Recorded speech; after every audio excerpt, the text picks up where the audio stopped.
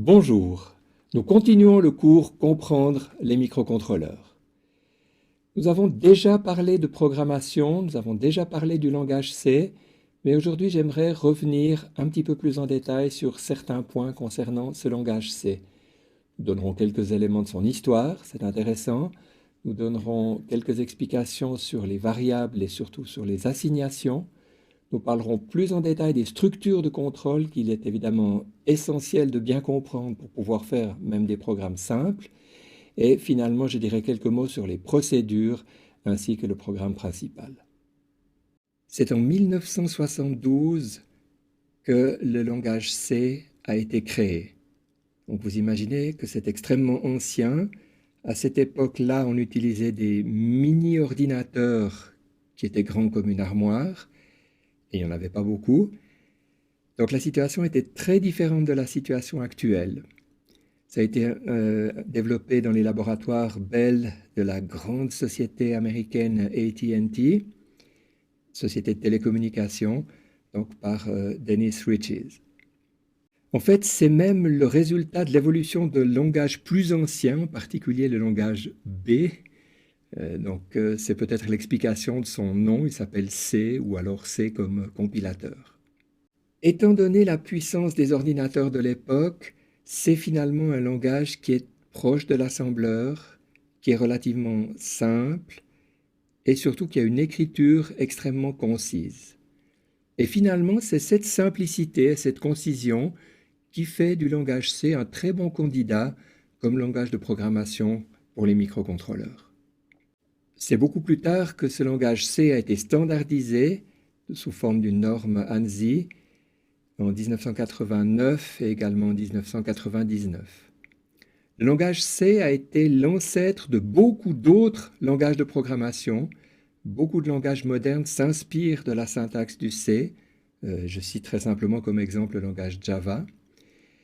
Le C++ est un autre langage que le langage C, bien qu'il a énormément de points communs, mais c'est une très grande extension du C. Je signale que la communauté libre autour de Linux a un projet qui s'appelle GCC, donc GNU Compiler Collection, qui dispose d'un grand nombre de compilateurs pour un grand nombre de processeurs. Et ce GCC est la base de beaucoup de compilateurs qui sont utilisés pour les microcontrôleurs. Et étant donné que c'est un produit libre, open source, il est évidemment facile de l'obtenir. Je vais commencer par dire quelques mots sur les variables. Les variables, c'est un concept extrêmement important. Les variables, c'est des cellules dans lesquelles on va pouvoir mettre un contenu. Physiquement, ces cellules sont en mémoire vive. Chaque mémoire a un nom. Ici, j'ai mis le nom X. Elle a également un type. C'est extrêmement important de savoir le type. Alors, je ne vais pas parler aujourd'hui de type. Je vous dis simplement que le int signifie donc integer, c'est-à-dire un nombre entier, mais on parlera plus en détail des types plus tard. Une variable va contenir une certaine valeur et on va pouvoir lui assigner une nouvelle valeur. Donc il faut bien comprendre cette ligne-là comme étant la variable x va prendre le contenu qui est dans ce cas-là la valeur 12. On peut mettre évidemment des valeurs sous forme de constantes. On peut également, comme on l'a fait ici, utiliser une autre variable. On peut même utiliser la même variable pour recalculer. Alors vous remarquez que cette ligne est une absurdité du point de vue mathématique, mais il faut bien comprendre, x va prendre une nouvelle valeur qui est la soustraction de la valeur 2 à l'ancienne valeur de x. Pour effectuer ces assignations, ces calculs, on va utiliser des opérations arithmétiques. Lorsqu'on utilise des nombres entiers, comme je l'ai fait ici, on dispose de 5 opérations arithmétiques de base: l'addition, la soustraction, la multiplication, la division entière et le reste de la division, c'est-à-dire la valeur modulo. Parlons maintenant des structures de contrôle qui sont évidemment essentielles à bien maîtriser, même pour écrire un programme relativement simple. Alors, on en a déjà entendu parler. J'aimerais mettre en évidence le fait qu'il y a deux catégories fondamentalement différentes, des structures qui sont liées à des tests et des structures qui sont des boucles. J'ai représenté ici les organigrammes et vous pouvez remarquer que pour un test, j'ai pris ici l'exemple du if, toutes les flèches descendent. Par contre, dans le cas des boucles, j'ai pris deux exemples dont on parlera tout à l'heure, un certain nombre de flèches, comme par exemple celle-là, remontent. C'est également le cas ici. Et fondamentalement, dans cette structure du if, on va commencer là, on va passer et on va terminer ici, alors que dans la structure de boucle, on va pouvoir revenir en arrière. Alors, regardons ça un petit peu plus en détail. Regardons en détail la structure if, qui est donc le test de base en langage C. Le principe est, on va tester une condition, et en fonction de la réponse, qui peut être oui ou qui peut être non, c'est mis en évidence par le petit rond, on va effectuer l'instruction, ou au contraire, on ne va pas effectuer l'instruction. Assez souvent, on va utiliser une instruction qui peut être en fait plusieurs instructions, et on utilise donc accolade ouverte, accolade fermée. Alors, il y a deux manières de le présenter graphiquement. Soit on aligne les deux accolades ouvertes et fermées, soit au contraire, on met l'accolade fermée en regard de la ligne où se trouve l'accolade ouverte. Alors, il faut que vous puissiez avoir l'habitude de lire ces deux manières de présenter les choses. Cette manière est peut-être plus lisible. Cette manière a évidemment l'avantage de prendre moins de lignes. Et parfois, c'est extrêmement intéressant d'avoir moins de lignes. Nos écrans sont toujours limités en taille. Et plus on arrive à voir de lignes, plus notre cerveau est capable d'appréhender un nombre important de choses différentes. Donc la structure if est un test et ensuite le programme se poursuit. Il faut bien comprendre ça. Alors cette instruction, elle peut s'exécuter soit 0 fois, soit une fois. Il n'y a pas d'autre possibilité. On a une variante du if qui est un test plus complet.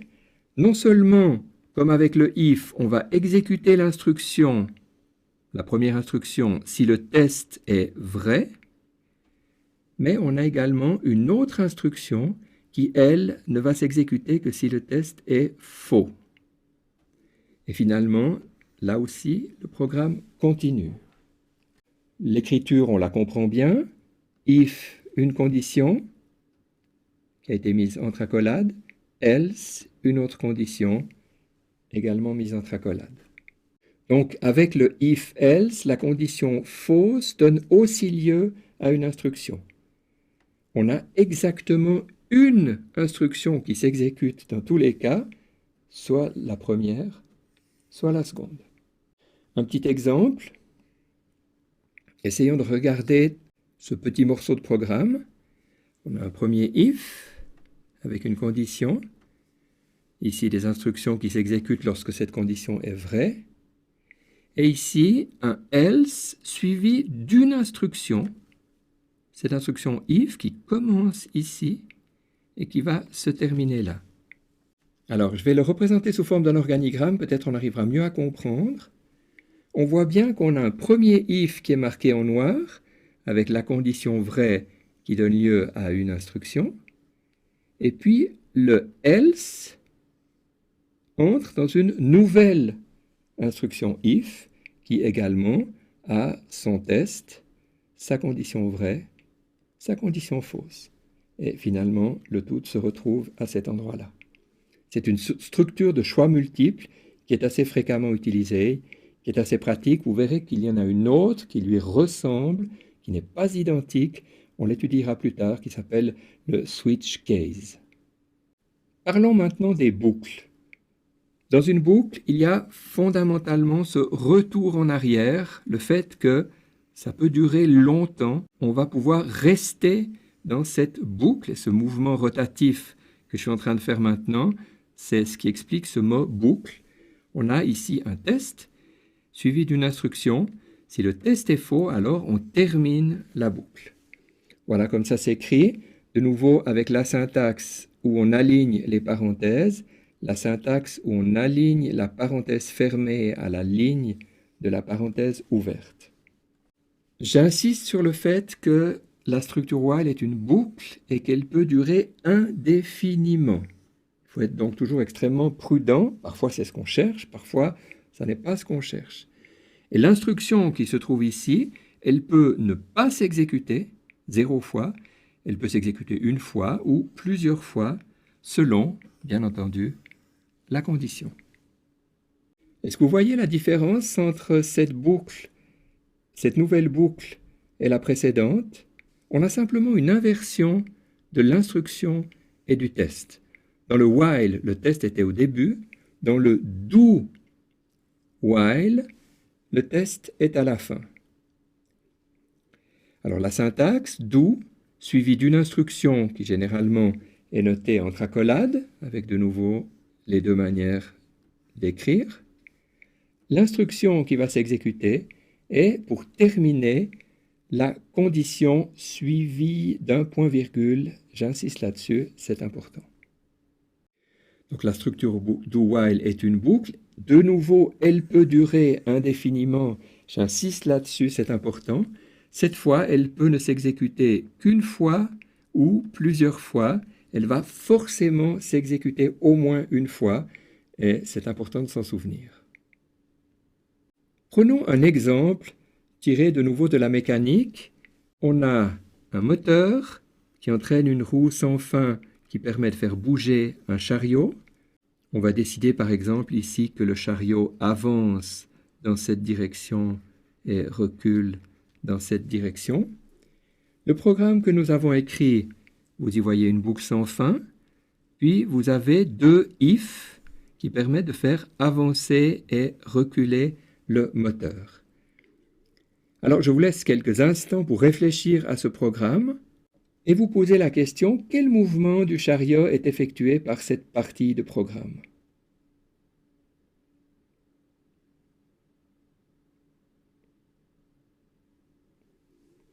Alors la réponse, effectivement, c'est que le chariot fait un mouvement de va-et-vient permanent.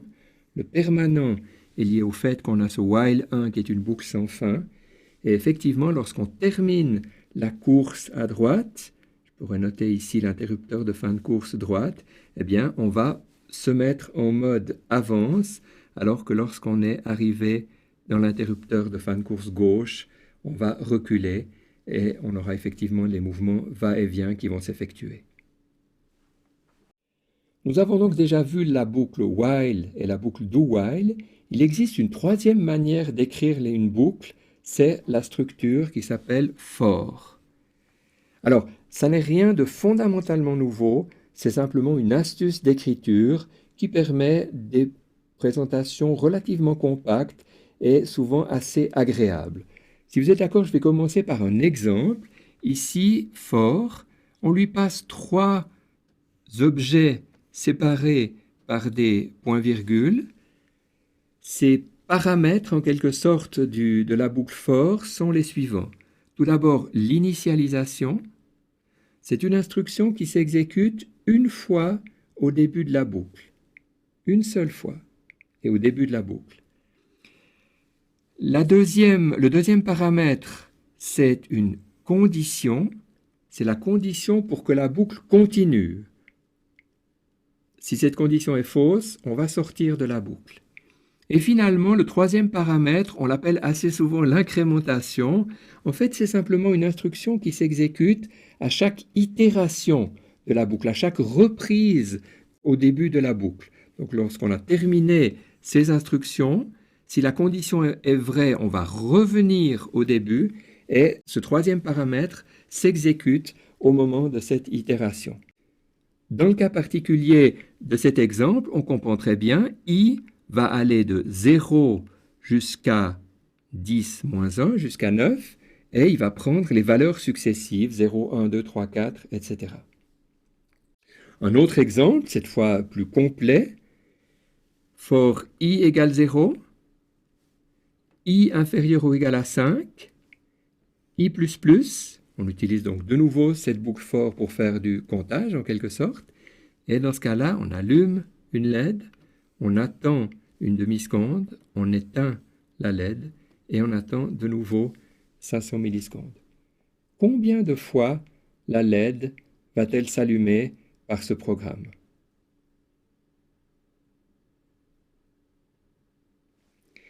Alors la LED va effectivement s'allumer 6 fois. Parce qu'on est bien d'accord que chaque fois qu'on exécute ces instructions, on va allumer puis éteindre la LED. Et on va l'exécuter pour la valeur 0, pour la valeur 1, pour la valeur 2, pour la valeur 3, la valeur 4 et pour la valeur 5, puisque lorsque i est égal à 5, on est encore inférieur ou égal à 5, la condition est encore vérifiée et la boucle peut s'exécuter une dernière fois, donc la réponse 6 fois. Avec la boucle while, le test s'effectue au début de la boucle. Avec le do while, il s'exécute à la fin. Et il y a des cas où on serait peut-être intéressé à le faire au milieu. Alors il existe une instruction très générale qui s'appelle break et qui permet de terminer l'exécution de la boucle englobante. Donc la première boucle dans laquelle ce break est contenu. Ça peut être une boucle while, do while ou une boucle for. On verra même que ça peut être aussi le cas dans la structure switch qu'on verra plus tard. Voilà un exemple qui illustre cette boucle généralisée. On a une série d'instructions au début de la boucle, on a une série d'instructions à la fin de la boucle, et la condition est testée au milieu de la boucle avec un if suivi d'un break. Je vais maintenant parler de la dernière structure de contrôle dont nous aurons besoin. Elle est plus compliquée que les autres, elle est même à certains égards un peu bizarre. Voilà ce qu'elle fait. On a un test sur une variable, on va donner donc une expression qui donne comme résultat des valeurs numériques, 0, 1, 2, 3, des valeurs discrètes, et on va pouvoir tester les différents cas. Ici, j'ai testé le cas 1, le cas 2, le cas 3, mais je peux évidemment aussi tester le cas 1000 si je le souhaite, et l'ordre n'a pas d'importance, c'est des tests séparés. Il s'agit donc bien d'un branchement conditionnel. En fonction de la valeur de la variable qui a été donnée au départ, eh bien, on va aller dans l'instruction 1, l'instruction 2 ou l'instruction 3, etc. Le problème, c'est que, très curieusement, après avoir exécuté l'instruction 1, on exécute l'instruction 2 et on exécute l'instruction 3, ce qui n'est absolument pas ce qu'on veut la plupart du temps. Il se trouve que le C fonctionne de cette manière-là. Notez aussi qu'il est possible de prendre un cas qui est le cas par défaut, c'est-à-dire tous les cas qui ne sont pas pris en compte par les valeurs qui ont été données avec le case. Et ici, ça permet de faire une autre instruction pour tous les autres cas. Mais comme je vous le disais tout à l'heure, cette structure ne correspond pas aux besoins réels. La plupart du temps, pour le premier cas qu'on a pris, on souhaite exécuter cette instruction puis terminer et ne pas exécuter cette deuxième ou cette troisième instruction. Alors, il est nécessaire dans ce cas-là d'utiliser la commande break. Certains estiment que cette manière de présenter le switch, c'est la manière standard. Bon, alors dans ce cas-là, il faut ne pas oublier les breaks. Ici, celui-là n'est pas nécessaire puisque c'est le dernier. Dans certains cas, on peut avoir des astuces particulières. Si par exemple, on voulait utiliser le même traitement pour le cas 1 et le cas 2, eh bien, on pourrait effectivement supprimer cette instruction, supprimer ce break, et on aurait, pour le cas 1 et le cas 2, la même instruction 2 qui s'exécuterait, suivie de la sortie par le break. Je terminerai ce chapitre en parlant de procédure. Ce serait trop long d'en parler en détail maintenant, on n'a pas besoin de savoir beaucoup de choses, je donnerai juste les points essentiels. Une procédure a un nom. Une procédure peut recevoir des paramètres d'entrée, un ou plusieurs. Une procédure peut rendre des paramètres en sortie. Ici, on n'en rend pas, alors que dans ce cas-là, on rend un paramètre de sortie. Donc une procédure, c'est un certain nombre d'instructions qu'on a regroupées et auxquelles on a attribué un nom, et donc la possibilité de passer des paramètres en entrée et en sortie. Voilà un exemple très concret. On va faire ici un clignotement. Ce clignotement, il va durer un certain nombre de fois avec une structure for, et chaque fois on allume, on attend, on éteint, on attend. Un autre exemple, ici, on donne en entrée un nombre et on souhaite obtenir le carré du nombre. Ce carré est calculé ici. Le mot réservé return permet de rendre en sortie une valeur, ici une valeur de type nombre entier. Il se trouve qu'en C, le programme principal est tout simplement une procédure particulière qui a un nom réservé, qui est le nom main. Alors, on a les deux manières de le noter. Parfois, on voit void main, parfois, on voit int main.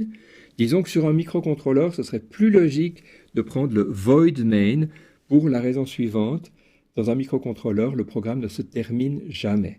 Par contre, sur un ordinateur, l'habitude est de pouvoir obtenir, lorsqu'un programme se termine, un code d'erreur, d'où ce int. Alors, on peut utiliser les deux. Certains compilateurs sont chatouilleux et aiment bien voir ce int. C'est la raison pour laquelle on va souvent l'utiliser, mais les deux solutions sont possibles. À noter que dans cet exemple ici, j'ai écrit un programme principal, le programme main, qui lui ne fait que appeler deux procédures, la procédure setup et à l'intérieur d'une boucle while, la procédure loop. Et vous avez reconnu que c'est le système de l'Arduino. Lorsque vous n'écrivez pas le main dans un programme Arduino, mais que vous écrivez setup d'une part et loop d'autre part, le programme va de lui-même rajouter en quelque sorte cette structure pour le programme principal qui existe bel et bien, évidemment, même dans une application Arduino.